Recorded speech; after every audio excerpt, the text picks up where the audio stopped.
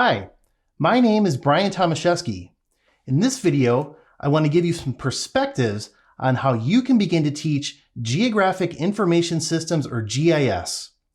Specifically, I want to give you some ideas for how you can begin to develop your own pedagogy or method of teaching related to GIS. Now, I'm not going to discuss specific GIS topics in this video, but rather give you some ideas on things to think about as you begin to teach others about GIS. Before we get started, I just briefly want to mention that if you're going to start teaching others about GIS, that you yourself are familiar with some basic GIS concepts and software tools. Furthermore, I'm also going to assume that your students are brand new to GIS. Now, these are important points to make for establishing the context in which the teaching will happen. I mention this as students who are brand new to GIS will have different issues and require different approaches to teaching as opposed to students who are already experienced with GIS. These are points to keep in mind as we move forward in this video. In this video, I want to cover 4 specific topics. First, we'll talk about student motivation, or why do students want to learn GIS in the first place? Next, I'll talk about instructor empathy, or trying to understand and relate to what your students are experiencing. After that, I'll talk about instructor attitude and approach, or what you as the instructor should be thinking about as you go into teaching GIS. And finally, I'll cover what I consider some of the unique aspects of teaching GIS as opposed to teaching other computing topics.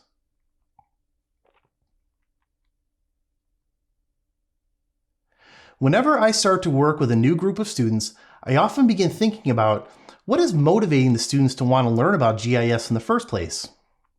In the case of GIS, things that I found include students who want to learn new technical skills that can complement their existing skill set, or closely related, a desire to find a job in the GIS industry to move forward with perhaps bigger life goals and career aspirations. Or perhaps students who are passionate about solving a problem or may have some ideas about the power of GIS and mapping to solve these problems, but are looking for more tools, methods, and perspectives on how to address their problems. Ultimately, you can think of student motivation in terms of 2 specific kinds of motivation that people have in general. The first is intrinsic motivation, or motivation that comes from within someone. This means that the person is not seeking any particular external recognition or awards.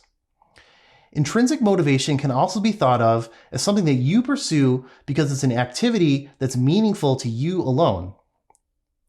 Now, by contrast, students are also very much motivated by extrinsic motivation, or motivations that come from external factors. It could be earning money, recognition from others, good grades in a class, or really any other external reward. Now, more often than not, students of any kind will have a balance of intrinsic and extrinsic motivations. The student may be motivated to learn about GIS because they have a personal desire to better themselves intellectually. Or maybe they just like working with computers. Often I find students who generally just love maps. Or they could just be generally curious about learning a new topic. These intrinsic motivations are then closely aligned with extrinsic motivations and bigger goals in life, such as getting a job or perhaps solving a problem in their community. Thus, keep in mind what your students' intrinsic and extrinsic motivations may be and how you can use those motivations when developing your GIS teaching, and then match what your students are looking to get out of learning about GIS. When it comes to instructor empathy, keep in mind that GIS is its own unique form of computing. In my experiences with teaching GIS, I've often encountered students who will have very strong backgrounds in computing topics, such as computer programming, information technology, and other areas, but do not have any experience with GIS. Despite these strong backgrounds in computing, these students actually struggle to learn GIS. Also, never forget where you are coming from. Remember what it was like for you when you first started learning GIS and what words like raster, vector, shapefile, and coordinate systems They might have seemed very foreign to you back then, but now are part of your daily vocabulary. Another important part I found to be successful with teaching GIS is try to relate familiar concepts to your students as much as possible. For example, I often ask my students if they're familiar with Google Maps, and many indicate they are, but none of them have ever heard of GIS. Additionally, modern computing tools such as Microsoft Word and Adobe Photoshop can help you create empathy and common ground with your students as they begin to learn GIS. With that in mind, always try to relate familiar concepts to your students to create common ground with them. Examples you can draw upon include showing how a zoom function in Google Maps is the same as a zoom function in ArcGIS Pro, saving files in Microsoft Word is the same as saving files in ArcGIS Pro, and how layers in Adobe Photoshop are very similar to the concept of map layers in GIS software.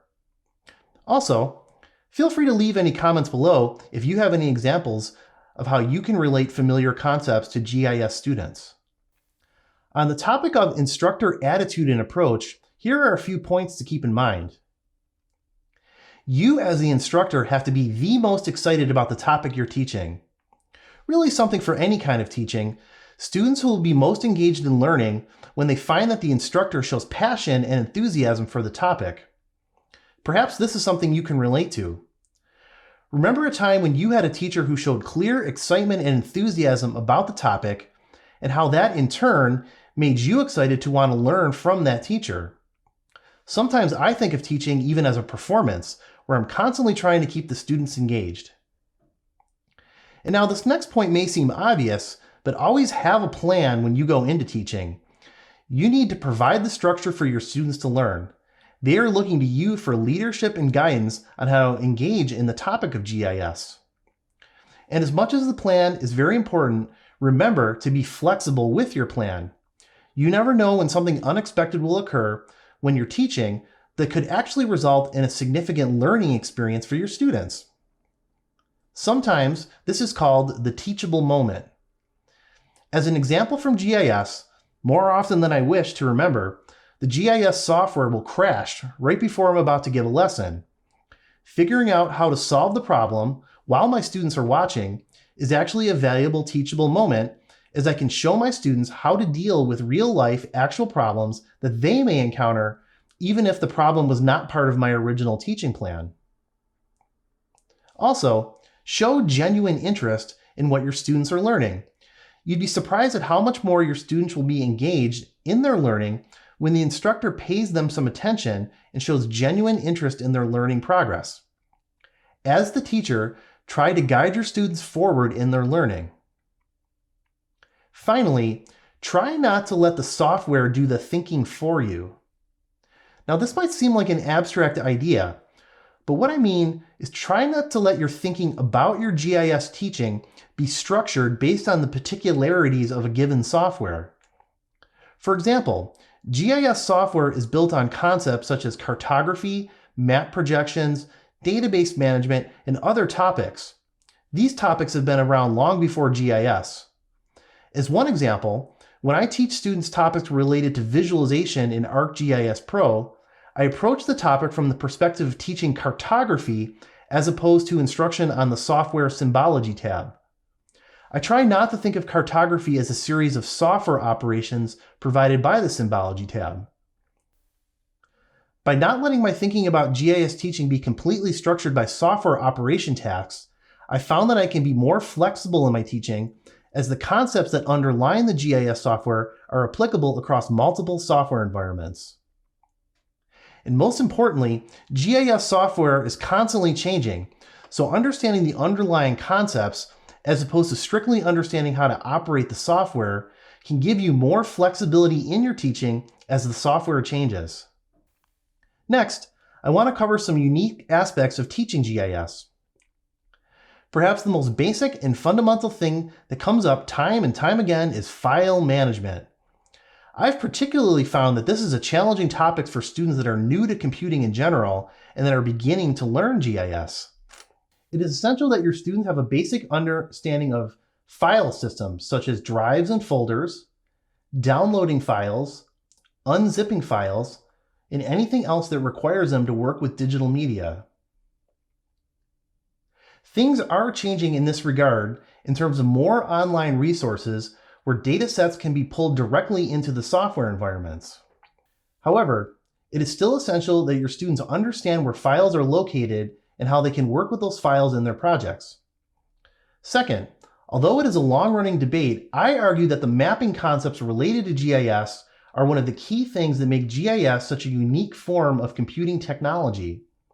Mapping concepts such as map projections, coordinate systems, and other topics are often invisible in mainstream mapping tools such as Google Maps.